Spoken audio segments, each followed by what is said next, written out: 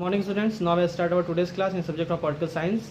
As you know, we learned the chapter India's external relation, and in this chapter we are learned many topics, which is India's relation between world and the war and peace era with China and Pakistan. And in previous class we learned the topic is India's nuclear policy, और उसी पे हम लोग अब आगे बात करेंगे। हमने कल के वीडियो में भारत के न्यूक्लियर प्रोग्राम्स के बारे में बात की थी, जो इंदिरा गांधी ने 74 में शुरू किया, और 74 में शुरू करने के बाद कुछ पॉलिटिक्स की बात हमने की थी कल के लेक्चर में, और ये बताई थी, एक हिंट दिया था आपको कि किस प्रकार से घरेलू मोर्चों पे भारत राजनीतिक तौर पे बहुत सारी चुनौतियों से जूझ रहा था, और उस समय इंदिरा गांधी की सत्ता थी, और फिर वो अचानक से परमाणु परीक्षण कर देती हैं, और सारी चीज़ें एकदम से चेंज हो जाती हैं, सारा फोकस चेंज हो जाता है। और अभी आगे जो चैप्टर्स आएंगे उन सारे चैप्टर्स में इन सारे प्रश्नों का जवाब आपको मिल जाएगा, क्योंकि इसके बाद चैप्टर वाइज आगे जब हम पढ़ेंगे तो भारत की राजनीति बहुत ज़बरदस्त तरीके से बदलने वाली होगी। तो परमाणु कार्यक्रम की बात हो रही थी, न्यूक्लियर प्रोग्राम्स की बात हो रही थी, और उसके बाद देखिए जो एक तरीके से दूसरी बार हमने परीक्षण किया वो काफ़ी बृहद पैमाने पे किया। और सबसे बड़ी बात कि अमेरिका जैसा देश जो ये दावा करता है कि अगर दुनिया की सबसे बड़ी ओशियन, पैसिफिक ओशियन में एक सुई गिर जाए तो हम उसे 24 घंटे के अंदर खोज करके ला देंगे, वो अमेरिका भारत के इन 5 परीक्षणों का पता नहीं लगा पाया। 5 परीक्षण जो हुए थे, न्यूक्लियर टेस्ट हुए थे 5, उसमें जो 3 टेस्ट थे वो परमाणु बम के टेस्ट हुए थे, और जो 2 टेस्ट थे वो हाइड्रोजन बम्स के टेस्ट थे।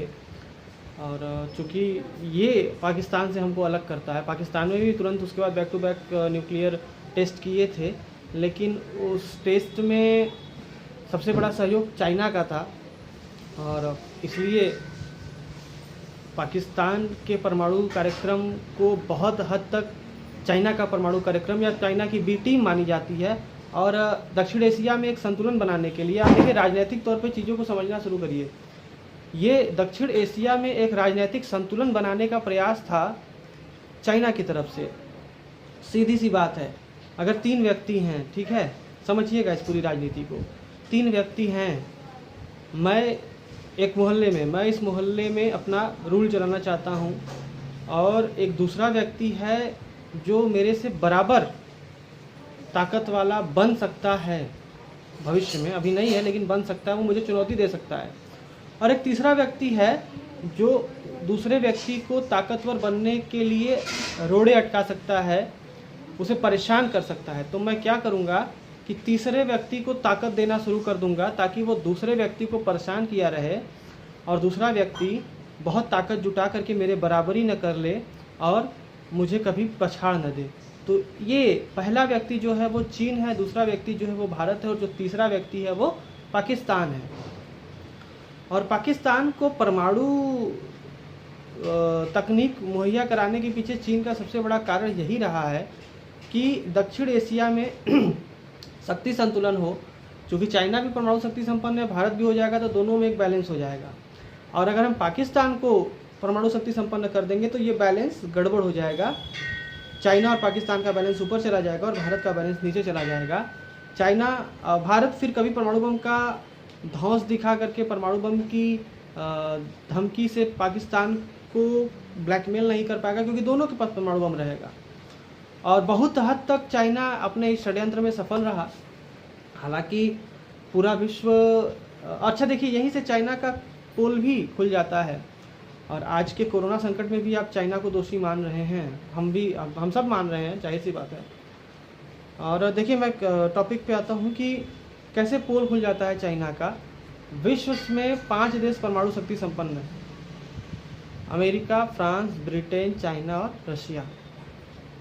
उसके बाद चूँकि अगर एक तटस्थ तौर पे देखा जाए तो वास्तव में परमाणु शक्ति तो होनी ही नहीं चाहिए, परमाणु बम होने ही नहीं चाहिए, ये इतने महाविनाशक हैं कि अगर परमाणु युद्ध हुआ तो हमारे और आपके बीच में फिर लड़ने के लिए नाखून बच जाएंगे।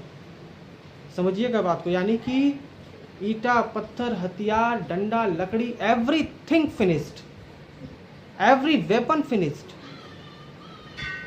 हम सिर्फ अपने नेल्स, नाखून से लड़ाई कर सकेंगे। तो अगर इतनी भी विवशता है परमाणु युद्धों में, परमाणु बमों में, तो फिर हमको इन चीज़ों को अवॉइड करना चाहिए।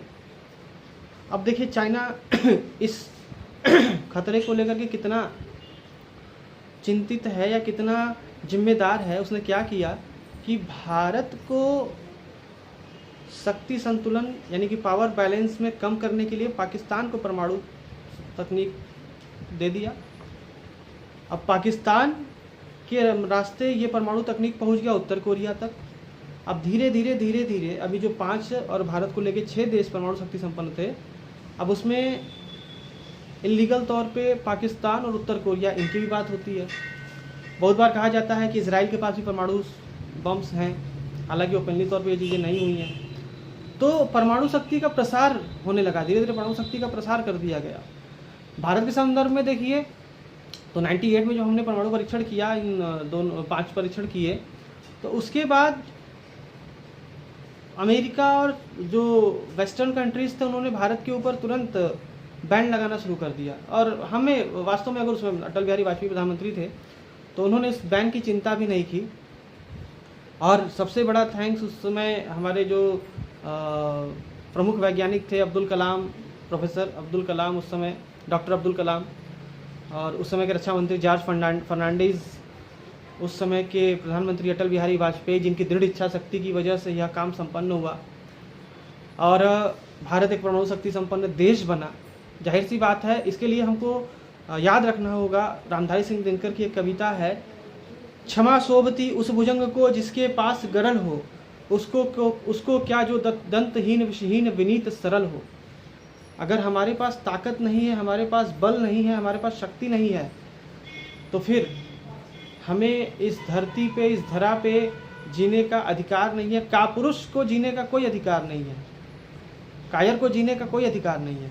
और शक्तिशाली होने के बाद, बलशाली होने के बाद हम अगर किसी को क्षमा करते हैं, पाकिस्तान के गंदगियों को माफ़ करते हैं, तो माना जाएगा कि हम बलशाली होकर के क्षमा कर रहे हैं, यानी कि हम वास्तव में जिम्मेदार नागरिक हैं। और इन्हीं कारणों की वजह से बल का होना बड़ा जरूरी है, बलशाली होना बड़ा जरूरी है।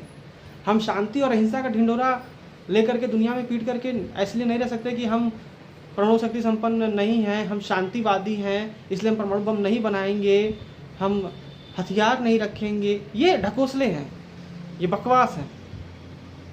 आप शांति रखो। भगवान कृष्ण ने शांति रखी थी। उन्होंने कहा, भगवान कृष्ण, यही रामधारी सिंह दिनकर की कविता थी, और भगवान कृष्ण सब बल के साथ संपूर्ण होने के बाद शांति का प्रस्ताव लेकर के, शांति बल के बिना नहीं, वो कायरता होती है। अगर बल के बिना शांति आप ले रहे हो तो वो कायरता होती है। और भगवान कृष्ण ने कहा था, समर शेष है नहीं पाप का दोषी, केवल व्याघ्र जो तटस्थ है समय लिखेगा उनके भी अपराध। और इसी रश्मिरथी, रामधारी सिंह दिनकर की कविता थी रश्मिरथी में, उन्होंने कहा था कि दो न्याय अगर तो वादा दो, यदि उसमें भी कोई बाधा हो तो दे दो, केवल 5 गांव रखो अपनी धरती तमाम, हम वही खुशी से खाएंगे, परिजन पर असी न उठाएंगे। तो ये शांति का प्रस्ताव था कि केवल 5 गांव दे दो। और शांति लेकर कौन गया था, शांति प्रस्ताव लेकर कौन गया था? वो जो स्वयं नारायण थे।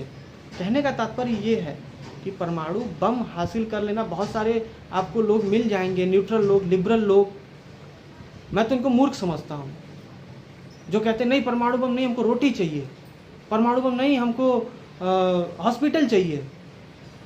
भाई साहब, वो परमाणु बम ही आपकी रोटी और हॉस्पिटल की सुरक्षा की जिम्मेदारी ले रहा है। अगर परमाणु नहीं होता ना, तो कोई भी देश आपकी संप्रभुता पे आक्रमण करके आपकी रोटी भी खत्म कर देता और हॉस्पिटल तो बचता ही नहीं, एक साधारण से बुखार से आप मर जाते। तो ये वो लोग होते हैं ना जो अधपके ज्ञान को लेकर के अपने खोपड़ी में रखे रहते हैं। तो इन चीज़ों से विचलित मत होइएगा, ज्ञान, सही ज्ञान लेते रहिएगा। और मैं इन चीज़ों का चर्चा इसलिए किया कि परमाणु नीति को काफ़ी डीप में आपको समझा सकूं। भारत की न्यूक्लियर पॉलिसी, कभी कभी आता है कि न्यूक्लियर पॉलिसी के बारे में अपने विचार को रखिए। तो ये विचार, ये सारी चीज़ें जब आप बोर्ड की कॉपी में इन कविताओं का उदाहरण देंगे, इन चीज़ों को अपडेट करेंगे बोर्ड की कॉपी में, तो जाहिर सी बात है कि आपको बोर्ड में उस अगर वो 5 नंबर का क्वेश्चन तो 5 आउट ऑफ 5 मिलना ही मिलना है, कोई काट नहीं सकता। ऐसे आंसर राइटिंग ऐसे होती है, उसमें तमाम चीज़ों को आप कोरिलेट करो, जो रिलेशन बना रहे। शांति प्रस्ताव का जो मैंने कोरिलेशन दिया, कृष्ण रामदास सिंह दिनकर की जो बात की, और तार्किक है, जाहिर सी बात है। आप बलशाली होंगे तब आपकी जिम्मेदारी बहादुरी मानी जाएगी, आपका क्षमा बहादुरी माना जाएगा। आपके पास बल ही नहीं है, आपको कोई 2 थप्पड़ मार करके चल जा रहा है और आपको जाओ ने माफ़ कर दिया, तो ये तो कायरता है। इसलिए बलशाली होना बड़ा जरूरी है, और भारत ने अपना बल मई 1998 में हासिल किया। और ये जो मैंने सारी कंटेंट आपको बताई, ये एक तरीके से भारत के परमाणु कार्यक्रम पे एक चर्चा, यानी कि न्यूक्लियर पॉलिसी पे एक डिस्कशन है। क्वेश्चन ऐसा आ सकता है कि न्यूक्लियर पॉलिसी पे भारत का क्या रुख रहा, या भारत को न्यूक्लियर पॉलिसी क्यों जरूरी रही, इससे विश्व में खतरा बढ़ सकता है। तो इस पे आप अपने विचार रखिए। तो जो मैंने आपको बताया वो विचार आप रखिएगा। कोई भी एग्जामिनर इस कंटेंट को काट नहीं सकता। तो इस तरीके से आपका चैप्टर आज पूरा क्लियर होता है, और आगे हम अब नेक्स्ट लेक्चर में नेक्स्ट चैप्टर देखते हैं। तब तक के लिए धन्यवाद, थैंक्स।